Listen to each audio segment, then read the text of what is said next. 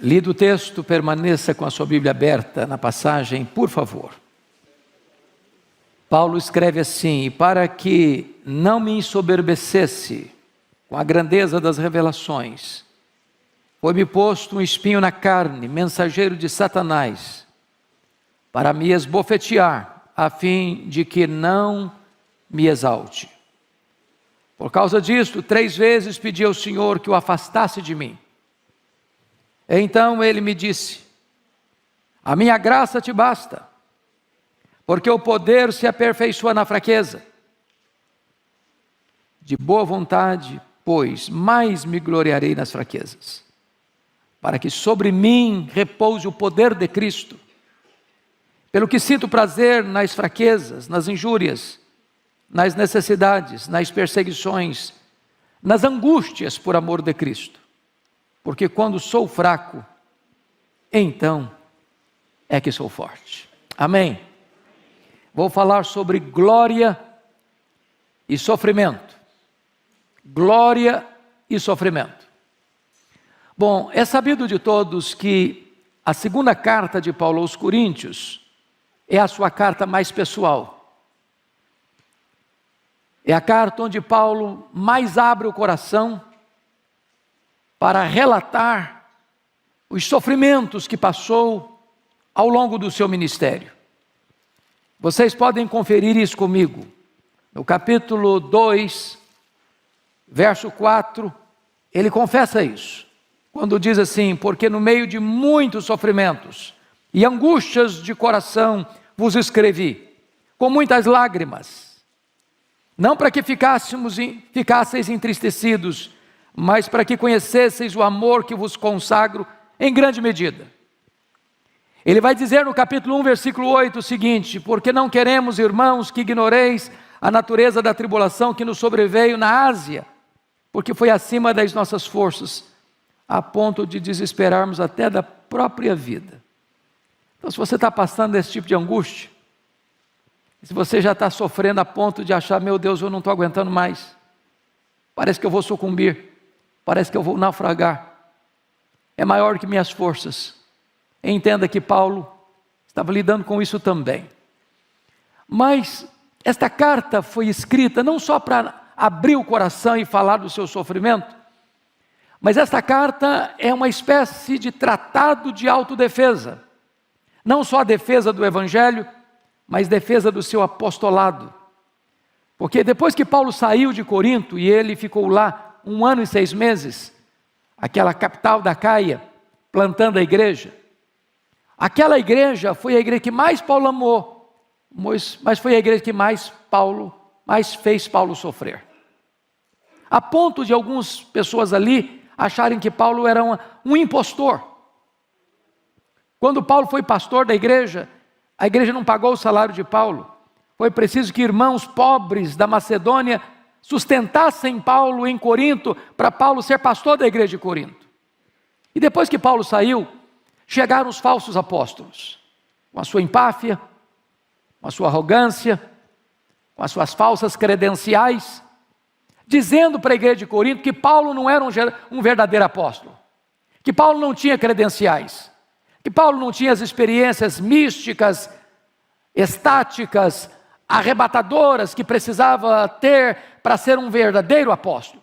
Então Paulo, nesta carta, ele vai fazer uma espécie de defesa do Evangelho e defesa do seu apostolado, e eu peço que você observe comigo.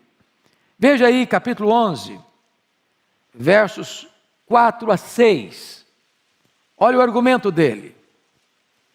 Se na verdade, vindo alguém, prega outro Jesus que não temos pregado, ou se aceitais espírito diferente que não tendes recebido, ou evangelho diferente que não tendes abraçado, a esse de boa mente o tolerais, porque supõe nada ter sido inferior a esses tais apóstolos.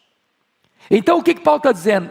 É que a igreja de Corinto, que não dera acolhida a ele, como deveria ter dado, enquanto lá esteve, agora está acolhendo, com portas abertas, com coração franqueado, os falsos apóstolos, que enaltecem a si mesmos.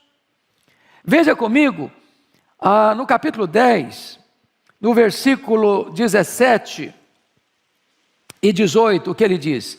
Aquele, porém, que se glorie, glorie-se no Senhor, porque não é aprovado quem a si mesmo se louva, e sim aquele a quem o Senhor louva. Notinha de rodapé. Não fica bem você elogiar você mesmo. Então, que seja outro que elogie você. Os falsos apóstolos estavam se auto-elogiando. E Paulo diz, eles estão na contramão, até do bom senso. Mas tem mais, olha comigo aí, por gentileza, o capítulo de número 11, versos 18 a 20. O que ele vai dizer? E posto que muitos se gloriam segundo a carne, também eu me gloriarei. Porque sendo vós sensatos, de boa mente, tolerais os insensatos. Ele está usando uma linguagem irônica. Tolerais quem vos escravize, quem vos devore, quem vos detenha, quem se exalte, quem vos esbofeteie no rosto.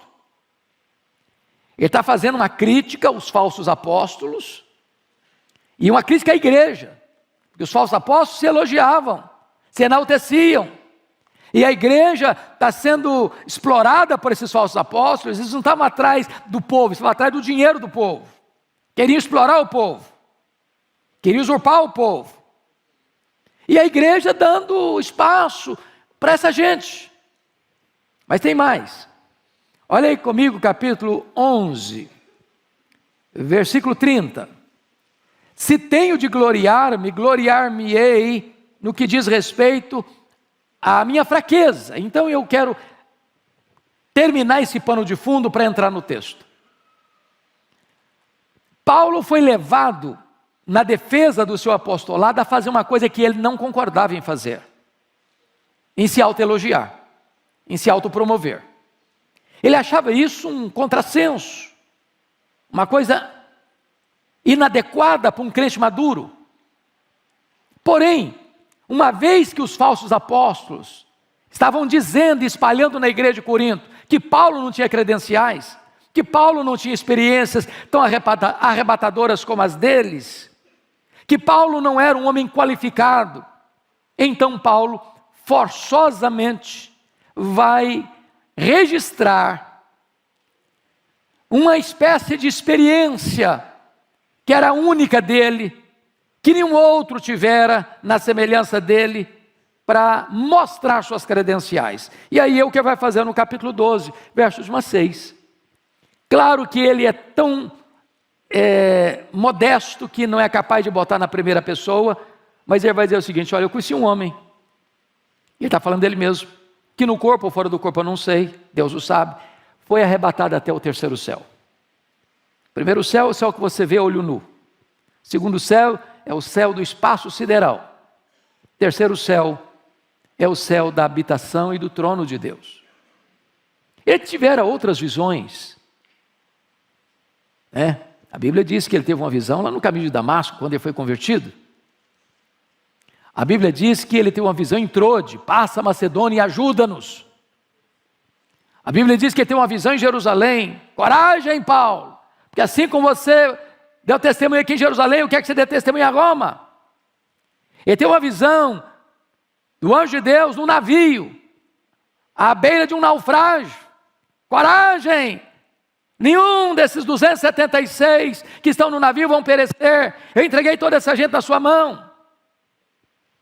Mas agora, ele conta uma experiência de êxtase. E ele, ao ser arrebatado até o terceiro céu, ouviu palavras inefáveis, que não podem ser ditas, pela beleza, pela grandeza, pela majestade. E então, ele entra no texto que nós lemos, para mostrar uma coisa: Deus tempera na nossa vida glória e sofrimento.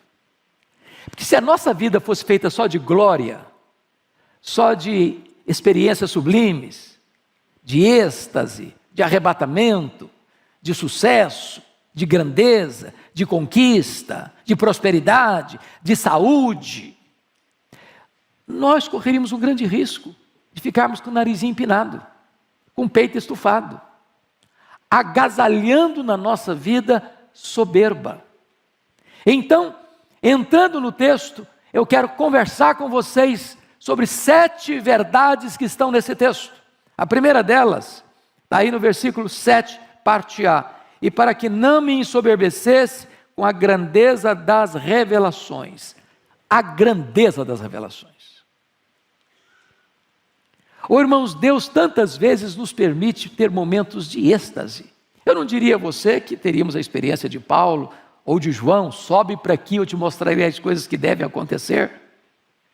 Mas Deus nos dá experiências tão incríveis, de comunhão com Ele, de intimidade com Ele, daquele gozo inefável, daquela alegria indizível e cheia de glória, daquela percepção da beleza de Cristo, da glória de Cristo, aquela compreensão da riqueza das verdades eternas, do céu, da bem-aventurança eterna. Quantas experiências maravilhosas, quantas noites em que os céus se abriram e a luz celestial inundou a sua alma, quantas visitações poderosas do Espírito Santo na sua vida, na minha vida, na nossa vida. Nós temos isso. Paulo teve isso, a grandeza das revelações. É claro que ele está tratando aqui daquela experiência de ser arrebatado ao terceiro céu, de ouvir palavras inefáveis, de ter as verdadeiras credenciais do seu apostolado. Mas aí, notem comigo, vem o segundo ponto, que é o doloroso espinho na carne. Confira comigo a parte B do verso 7. E para que não me ensoberbecesse com a grandeza das revelações, foi-me posto um espinho na carne. Preste atenção nessa expressão, espinho na carne. A pergunta primeira é: de onde procede o espinho na carne de Paulo? E a resposta óbvia é: procede de Deus. E você diz, mas Deus não é bom? Ele é bom. Mas o espinho na carne não nos faz sofrer? Faz. Mas então, se Deus é bom e Ele é, e se o espinho na carne nos faz sofrer, por que Deus permite o espinho na carne? Por que um crente sofre? Por que um crente pega Covid? Por que um crente é entubado? Por que um crente fica numa cama anos? Por que um crente perde emprego? Por que um crente sofre um revés na vida financeira? Porque um crente enfrenta angústias na alma, ou tribulações tais, ou perseguições tais, a ponto de desesperar-se da própria vida. E a resposta está clara: para que eu não me ensoberbecesse. Deus tempera glória e sofrimento. Bom, a segunda pergunta é: o que é esse espinho na carne de Paulo? Aqui não há um consenso. Esta palavra espinho só aparece aqui em todo o Novo Testamento. E a palavra é uma estaca que entra, rasga a carne e produz sofrimento. Não houve consenso na história da igreja sobre isso. Para Calvino, o espinho na carne eram as angústias espirituais de Paulo. Para Lutero, eram as perseguições sofridas. Outros achavam que o espinho na carne de Paulo eram as suas tentações, uma vez que ele era um homem solteiro e lidando com todas as tensões da alma. Mas eu quero crer, e até estou convencido disso, embora não seja unanimidade esse entendimento, que o espinho na carne de Paulo era uma enfermidade física. Só para você chegar comigo a essa conclusão, vire 2 páginas da sua Bíblia. Gálatas 4, 13 a 15. Paulo saiu de Antioquia da Síria, foi para a região da Galácia do Sul, Antioquia de Pisídia, Icônio, Derbe e Listra. E olha o que ele narra, verso 13, 4:13. E vós sabeis que vos preguei o Evangelho a primeira vez por causa de uma enfermidade física. E posto que a minha enfermidade na carne vos foi uma tentação, contudo não me revelaste desprezo nem desgosto, antes me recebestes como anjo de Deus, como o próprio Cristo Jesus. E aqui eu chamo a sua atenção, no verso 15, que é feito, pois, da vossa exultação? Pois vos dou testemunho de que, se possível fora, tereis arrancado os próprios olhos para nos dar. Então, há uma ideia muito eloquente entre os estudiosos que Paulo contraiu uma doença entre a sua saída de Antioquia da Síria e a sua chegada no destino da primeira viagem missionária. E muito provavelmente ele pega essa enfermidade em Antioquia, em perto da Panfilha, que era uma região alagadiça, pantanosa, e possivelmente ele pegou uma malária que dava uma dor de cabeça alucinante, afetando inclusive a visão. Porque os crentes queriam arrancar os próprios olhos para dá-los a Paulo. Isso não faz sentido se Paulo não tivesse uma enfermidade que afetasse a sua visão. Tanto é fato que Paulo tinha um secretário para escrever suas cartas. Por que não escrevia ele mesmo? Eu acho mais fácil eu mesmo escrever do que ditando para outra pessoa escrever. O raciocínio fica mais rápido, mais claro. Paulo chegou a chamar o sumo sacerdote de parede branqueada, talvez ele não enxergasse tão claro, tão lúcido. O certo é, meus irmãos, que a enfermidade foi colocada nele, e talvez é isso que ele está falando, esse espinho na carne, para acicatar e trazer sofrimento, para que ele não se ensoberbecesse. Eu quero dizer a você que muitos crentes ainda hoje sofrem. Você está sofrendo? Você lida com a enfermidade crônica? Precisa tomar remédio todo dia, todo dia? Pois é, às vezes Deus equilibra glória e sofrimento, para que a gente não se ensoberbeça. Terceira lição do texto, as bofetadas de Satanás. Olha aí o versículo 7, a parte C. Veja comigo. Foi-me posto um espinho na carne, mensageiro de Satanás, para me esbofetear, a fim de que eu não me exalte. Você pode perguntar, bom, mas para um pouquinho aí. O espinho na carne vem de Deus. E como é que se veio de Deus, Satanás bate na minha cara com esse espinho? Porque esta é a tarefa de Satanás. Quando a providência é carrancuda, e às vezes Satanás chega para você e diz assim, está vendo aí, ó? Você não é crente? Você não anda com Deus? Você não é fiel a Deus? Você não faz as coisas direitinho? Você não obedece os preceitos de Deus? Está sofrendo, está passando por essa magrela, está passando por essa dificuldade. Olha o seu vizinho lá, ó, não é crente igual a você, não anda com Deus igual a você, ele não reconhece Deus como você, ele não vive como você, está lá num vidão. Não tem a preocupação dos mortais. O corpo dele é sadio e nédio, já vem bronzeado de fábrica. E você está passando essa magrela toda. Se Deus amasse você, você não estava nessa. Se Deus amasse você, você não estava passando por isso.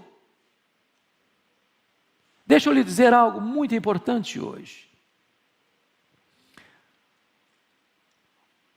As pessoas mais usadas por Deus foram as pessoas que foram quebrantadas, buriladas, moldadas no cadinho do sofrimento. As grandes lições da vida nós não as aprendemos em dias de festa. Nós as aprendemos no vale da dor. Eu olho a história e vejo homens como Calvino, que passou boa parte do ministério dele acamado. E enquanto acamado estava, ia ditando para os seus secretários as obras que escreveu. Eu fico imaginando um homem da grandeza de Charles Haddon Spurgeon, que tinha gota, sofria, depressão, e muitas vezes tinha que se retirar do púlpito para ir se tratar. Eu fico olhando a história de um homem como John Bunyan, que ficou preso por pregar o evangelho em praça pública 14 anos. Eu fico olhando a história de um David Brainerd, que foi o missionário mais piedoso do século XVIII, e que morre precocemente aos 29 anos, experimentando um poderoso reavivamento espiritual entre os índios peles vermelhas, índios canibais, mas levando a eles a esperança do evangelho.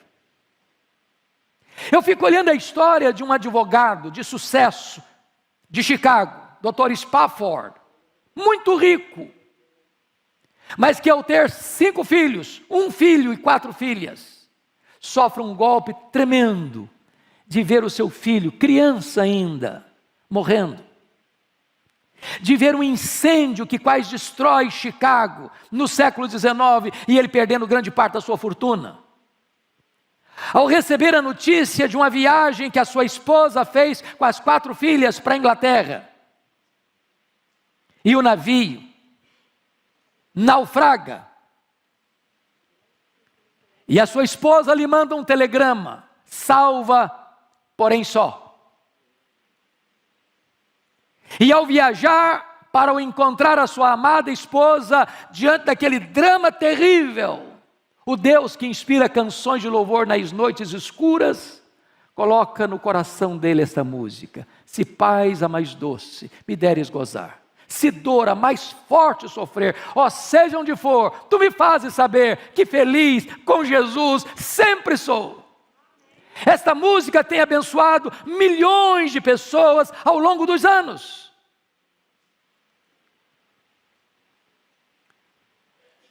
Se Deus está permitindo você passar por um espinho na carne, e se Satanás está batendo no seu rosto com esse sofrimento, entenda uma coisa: o seu sofrimento vai ser uma fonte de consolo para muita gente. Porque é Deus quem nos consola em toda a nossa angústia, para consolarmos outros que estiverem passando pelas mesmas angústias com que nós fomos consolados por Deus. Mas em quarto lugar, a quarta lição do texto: as orações indeferidas ou não atendidas. Olha comigo o versículo 8. Por causa disso, 3 vezes pedi ao Senhor que o afastasse de mim. Notem comigo, irmãos, Paulo era um homem de oração. Paulo era um homem que orava até por gente que ele nunca tinha visto. Paulo orava incessantemente. Paulo orou por muitas pessoas doentes, elas foram curadas. Paulo orou e Deus ressuscitou Eutico, um milagre extraordinário. Agora Paulo está doente. Agora Paulo está orando por ele mesmo, e uma oração honesta, profunda, sincera e perseverante. Orou 3 vezes, como Jesus orou no Getsêmani: Pai, se possível, passe de mim este cálice. Ele pede a cura, ele pede o alívio. E Deus disse para ele: não, eu não vou lhe curar. Eu não vou tirar o espinho. Tem horas que o que mais queremos é alívio do sofrimento.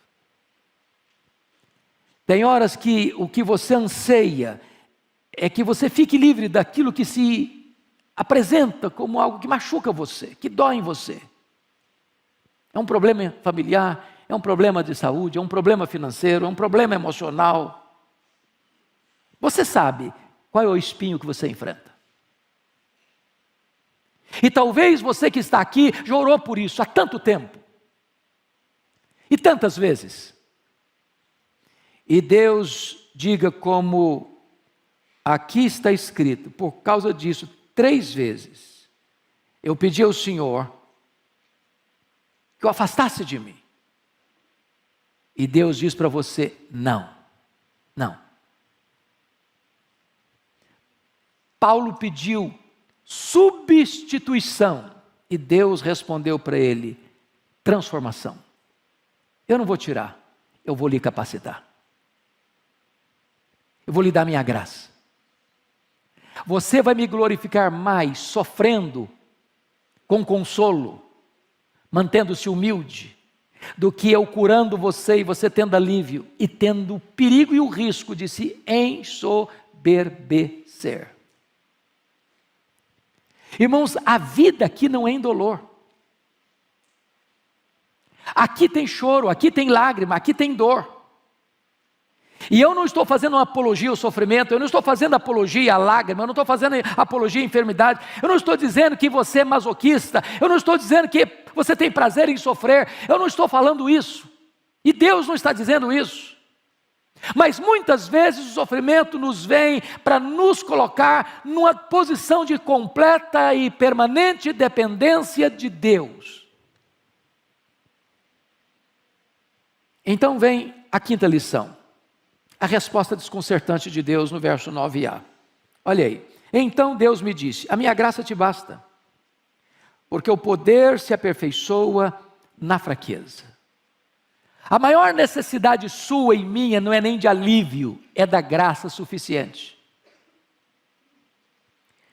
Tiago, no capítulo 1 da sua carta, no versículo 2, ele diz assim: meus irmãos, tende por motivo de toda alegria, preste atenção nisso, motivo de toda alegria, o passardes por várias provações. Parece que não é comum você juntar as duas coisas, alegria e provação. Porque quando você pensa em provação, você pensa em choro, você pensa em gemido, você pensa em sofrimento, você pensa em tristeza.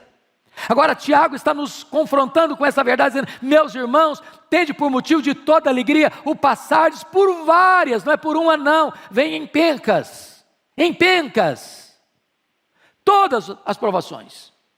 E ele fala da palavra várias, a palavra várias no grego é a palavra poikilos, de onde vem a nossa palavra portuguesa policromático, de diversas cores. Tem provas leves, tem provas médias, tem provas pesadas. Tem prova que tem a cor de rosinha, igual esmalte de noiva. Tem provação que vem com rosa choque. Tem provação que vem com cinzento, bem firme. Tem provação que é tenebrosa.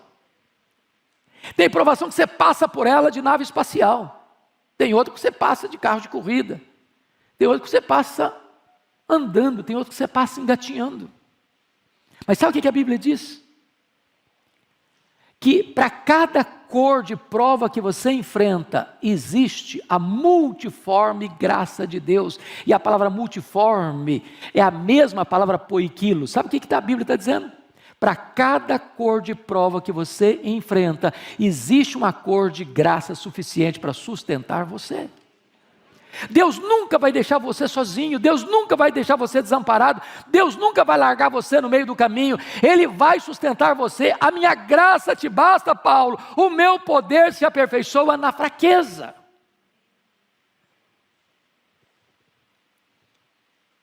Então vem a sexta lição, a rendição obediente. Confira comigo o verso 9b, por gentileza. E o versículo de número 10a, ele diz assim: de boa vontade, pois, mais me gloriarei nas fraquezas, para que sobre mim repouse o poder de Cristo. Pelo que sinto prazer nas fraquezas, nas injúrias, nas necessidades, nas perseguições, nas angústias, por amor de Cristo. Meus irmãos, tem muita gente que quando recebe um não de Deus se revolta. Não é verdade? Tem outras pessoas: Deus me decepcionou, eu pedi para Ele, não me atendeu. Deus já também vou sair da igreja, porque na hora que eu precisei de Deus, Deus me disse um não. Tem outras pessoas que ficam apáticas, param de orar, não acolhem com submissão e humildade a resposta divina. Paulo, ao Deus ter respondido para ele: meu filho, eu não vou tirar o espinho da carne, eu vou lhe dar minha graça, a minha graça é suficiente, o meu poder se aperfeiçoa na fraqueza. Ele disse: Deus, então ele responde: de boa vontade, pois, eu mais me gloriarei nas fraquezas, para que o poder de Cristo repouse em mim. O que Paulo está dizendo aqui, irmãos, nenhuma pessoa que não seja cristã vai entender, não vai entender. O que ele diz no verso 10 é algo incompreensível para nós, sem a graça, sem o Espírito Santo agindo na nossa vida, pelo que sinto prazer. Olha que prazer, hedonismo, é a filosofia mais presente neste mundo. Gasta-se bilhões e bilhões de dólares todo ano para patrocinar prazer, diversão. As pessoas estão à cata de prazer. E Paulo vai dizer o seguinte: pelo que sinto prazer, em quê? Nas fraquezas, nas injúrias, nas necessidades, nas perseguições, nas angústias. Você diz: isso aí é masoquismo, isso não é cristianismo. Quem tem prazer de sofrer? Quem gosta de sofrer? Ninguém, nem você nem eu, nem Paulo, nem a Bíblia ensina isso. O que Paulo está dizendo aqui é que ele tem prazer por amor de Cristo, não é prazer no sofrimento pelo sofrimento, é porque ele sabe que Deus é soberano, Deus está no controle, e Deus está trabalhando em você, Deus está moldando você, Deus está burilando você. O próprio Jesus aprendeu pelas coisas que sofreu, e os sofrimentos do tempo presente não são para comparar com as glórias por vir a serem reveladas em nós. A nossa leve e momentânea tribulação vai produzir para nós eterno peso de glória, acima de toda comparação. É o propósito de Deus no sofrimento, e não o sofrimento em si. Então, irmão, não se rebele contra Deus, não se insurja contra Deus, não endureça o seu coração, não seja como a mulher de Ló, amaldiçoa Deus e morre, Jó. Não. Deus não é sádico. Deus não desperdiça sofrimento na vida dos seus filhos. Se você está passando por uma luta, entenda isso: Deus está no controle, Deus é bom, Deus é Pai, Ele está trabalhando por você, Ele está trabalhando em você, para depois trabalhar através de você. Mas finalmente, o último ponto, sétimo ponto que eu quero destacar, agora é a constatação confiante. Olha a parte B do verso 10. Porque quando sou fraco, então aqui sou forte. Isso é um paradoxo. É um paradoxo. O homem que se vangloria na sua força, ele é fraco. Mas o homem que confia em Deus na sua fraqueza, ele é forte. Por isso a Bíblia diz: não se glorie o sábio na sua sabedoria. Não se glorie o rico na sua riqueza. Não se glorie o forte na sua força. Mas antes, glorie-se em conhecer a Deus. Quanto mais dependente de Deus você for, mais forte você vai ser. Quanto mais você compreende que você é fraco, que precisa de Deus, não pode se afastar da presença de Deus, e depende do poder de Deus, da graça de Deus, do sustento de Deus, da providência de Deus, aí você é forte. Mas no momento em que você, não, agora eu sou forte, agora eu cuido da minha vida, agora eu sei o que eu faço, agora eu tenho todas as ferramentas para fazer, agora eu consigo, eu vou, eu faço, eu alcanço, bom, aí você é muito fraco. O braço da carne é muito fraco. Nenhum de nós consegue ficar sequer de pé, escorado no bordão da autoconfiança. Então, concluindo, Deus na sua bondade tempera na sua vida glória e sofrimento. Se fosse só glória, você ficaria soberbo. Se fosse só sofrimento, você seria esmagado.